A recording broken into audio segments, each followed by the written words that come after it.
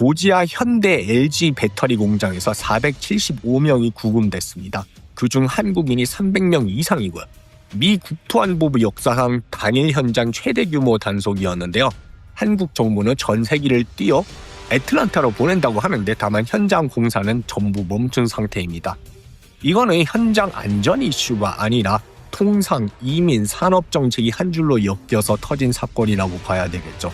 이 사건을 한 줄로 요약하자면은 관세, 비자, 리쇼어링의 삼각형 안에서 제조업만 믿는 전략은 깨진다는 겁니다.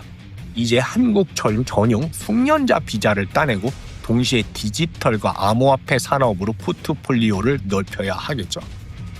사건의 본질은 관세가 벽을 세운 와중에 또 비자 문제도 있다는 겁니다. 현장에 투입돼야 할 한국, 아시아계 숙련자에게 맞춤 비자 경로가 없었어요.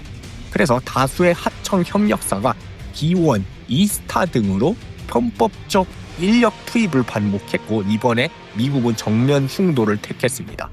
미국은 제조 투자 유치와 이민 단속 강화를 동시에 밀어붙이고 있고 그 충돌면에서 한국 기업이 걸려 들어간 거죠. 문제는 법을 어겼느냐의 흑백이 아닙니다. 제도의 공백인데요. 미국은 호주의 E3, 싱가포르와 칠레 H1B1이라는 FTA, 자유무역협정 연계형 전문직 비자를 줍니다. 한국은 0이죠. 그 공백을 편법이 메웠고 이번에 비용을 치렀다고 볼 수 있겠습니다. 그렇다면 화폐는 왜 지금 터졌을까요? 15% 관세의 합의에서 생긴 구조적 충돌인데요. 7월 31일 대한국 15% 관세가 사실상 확정이 됐습니다. 대가로 한국은 3,500억 달러 투자와 1,000억 달러 에너지 구매를 약속했죠.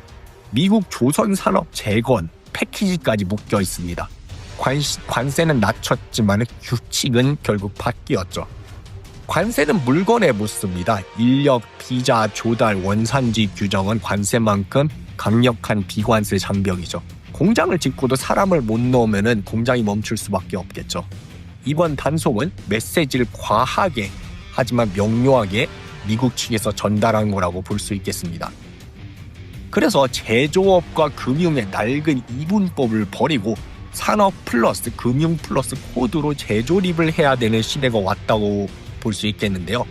제조업을 버리자는 얘기가 아닙니다. 저번에 올린 영상에서 굉장히 많은 악플들이 달렸는데요. 잘 알지도 못하면서 니나 잘하세요 이런 댓글들이 많이 달렸습니다. 하지만 이번 이 구금 사건이 오히려 기회가 될 수 있어요. 국민 여론이 이렇게 막 조성이 됐죠.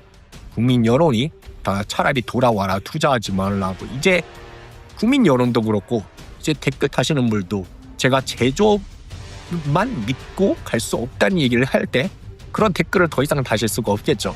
제조업을 버리자는 얘기가 아닙니다. 산업, 금융, 코드를 동시에 설계해야 한다는 말입니다. 현장에서 최종 조립, 고용 조달 요건을 충족시키되 이제 협상을 해야 되겠죠. 이 기회를 숙련자 전용 비자를 확보하는 협상의 기회로 삼아야 하겠죠. 그래서 셧다운 리스크를 제거하고요. 호주나 싱가포르, 칠레처럼 한국 전용 카테고리 비자를 반드시 협상해내야 합니다. 또 금융 쪽에서 3,500억 달러 투자 프레임에서 집행 주체, 속도, 회수 메커니즘을 한국이 주도적으로 설계해야 하겠죠. 그렇지 않으면 정책, 법원 변수로 이제 프로젝트가 요동치니까요. 코드 쪽을 보자면은 관세가 물건을 막을수록 디지털 수출, 데이터, 소프트웨어, RWA, 토큰화의 상대 가치가 오르게 됩니다. 공급망 ESG 잔존 가치 데이터의 토큰화 수익화 모델은 관세 0%의 영역이니까요. 트럼프 정부는 이런 동맹국에게도 이렇게 적대적인 조치를 취하는 걸 밀어붙이고 있는데 과연 이런 정책 일변도에 정부가 과연 성공할 수 있을까요? 실패할까요? 단기적으로는 버티지만 중장기적으로는 체력이 저하된다고 보는 게 맞습니다. 1, 2년 단기적으로는 리쇼어링, 산업보조금, 안보 수요가 미국 내 실물 투자, 제조 건설 지출을 지지해서 겉보기 성과는 유지될 공산이 큽니다. 다만 중장기로 3년에서 10년 정도로 보자면은 광범위한 관세는 성장률, 임금 하방, 물가 상방 동시에 낮게 되죠. 블룸버그 등 여러 하우스가 미국과 세계 성장률 하향을 제시했고요. 여기에 더해 이민 단속 강화까지 겹치면 공급 측 경목이 심해질 수밖에 없겠죠. 관세 권한 남용에 대한 법원 변수도 잠복 리스크고요. 그래서 12개월에서 24개월, 1년에서 2년은 트럼프 정부가 이런 식으로 버틸 수 있겠지만 그런 쪽으로 이렇게 계속되면은 생산성 점프가 검증되지 않으면 체력 저하가 올 확률이 높습니다. 그래서 한국 입장에서는 이걸 고려해서 대미 노출의 질을 바꿔야 되겠죠. 그래서 한국의 전략은 반미를 하자는 것도 아니고 제조업을 포기하자는 것도 아닙니다. 유연하게 대처해서 미국의 한국인 청년 전용 비자 K-비자를 만들어야 되겠고요. 디지털 수출, K-비자와 디지털 수출을 이끌어내는 게 이번 구금 사태에서 배울 수 있는 것이라고 하는데요. 한국 전용 숙련자 비자 K-비자라고 합시다. 호주식 E3, 싱가포르, 칠레식 H1B1의 한국판이 필요합니다. 과거 E4 논의는 번번이 무산이 됐죠. 이번에 보안 합의 패키지로 단기 현장 숙련자 전용 트랙을 만들어야 합니다. 고용, 안전, 기술 유출, 현지 인력 전환 계획을 조건으로 설계해야 되고요. 근거는 사실 미국은 이미 FTA 연계형 전문직 비자 설리를 다수 보유하고 있어요. 다른 나라에는 그렇습니다. 형평성과 산업 현실을 근거로 한국형을 신설할 논도가 충분하죠. 이번 사태는 투자 유치와 인력 규제의 모순을 실증한 사건이거든요. 투자 보전 공정 유지를 위한 제도 개선의 명분이 서는 거죠. 두 번째로 제도 내부의 코드화가 필요합니다. 배터리 완성차, 원자재 추적, 잔존 가치, 리사이클 데이터를 온체인화 해가지고 ESG 토큰으로 금융화를 접근해야 합니다. 관세와 쿼터 리스크와 분리된 기관 자금 트랙을 열어야 하는 거죠. 조선 쪽에서 Make America Shipbuilding Great Again, 그러니까 한마디로 미국에서 배 만들라는 거죠. 미국에서 배 다 지어라. 이런 패키지에서 선박 자산 운항 데이터의 RWA, Real World Asset을 한국이 설계 운영하면은 투자 보험 리스크의 글로벌 허브가 될 수 있는 겁니다.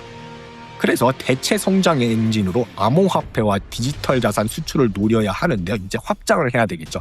관세와 비자가 막지 못하는 무형 수출을 키워야 합니다. 거래와 수탁이 아니라 데이터, 결제, 토큰화 인프라를 파는 거죠. 규제는 실패 사례를 벤치마크해서 한국형 표준으로 가면 되겠죠. 후발주자의 이점입니다. 그래서 이번 사태를 계기로 바꿔야 할 문장들이라면 미국에 공장을 지으면 끝은 아니죠. 현장은 미국, 숙련자는 K비자, 데이터 자본 조달은 한국 글로벌로 가야 되는 거고요. FTA면 다 되는 게 아닙니다. FTA 비자가 같이 묶음이 돼서 계약이 돼야 되는 거고요. 제조나 금융이나를 선택하는 게 아니라 산업, 금융 코드의 3층 구조가 필요한 겁니다. 여기서 잠시 주목할 만한 신규 프로젝트 하나를 소개하자면 비트코인 하이퍼라고, 프로젝트 설명에 따르면 처리량 확정 속도를 높인 비트코인 레이어 2 솔루션을 표방합니다. 거버넌스 수수료 모델은 레이어 2 토큰으로 설계되고요. 수수료 절감, 결제 UX 개선을 목표로 하죠. 현재 프리세일이 진행 중이고요. 유튜브로 보고 계신다면 아래 고정 댓글이나 상세 설명란에 공식 웹사이트 링크로 접속하실 수 있고요. 비트코인 하이퍼만 다룬 전용 영상은 여기에서 확인이 가능하십니다. 틱톡이나 인스타그램에서 보시는 분들은 프로필 페이지의 링크트리에서 접속하실 수 있고요. 중요한 건 구글에서 검색하셔도 가짜 사이트가 많으니까요. 반드시 저희가 제공해드리는 공식 링크로 들어가는 거 잊지 마시고요. 투자 판단은 본인 책임이고요. 공식 문서와 토큰 배분, 락업 감사 보고서를 확인하고 참여하셔야 합니다. 마무리 다시 정리하면 조지아의 구금 사태는 관세, 비자, 리쇼어링이 한 번에 충돌할 때 무엇이 무너지는지를 보여줬죠. 한국은 K-비자 협상으로 제조업의 멈춤을 막고 동시에 디지털과 암호화폐 수출로 관세 민감도를 낮춰야 합니다. 오늘 사건을 뉴스로 소비하면 끝이 아니라 이제 그러면 끝이겠죠. 하지만 제조와 비즈니스 모델을 바꾸면 이게 또 다른 시작이 될 수 있습니다.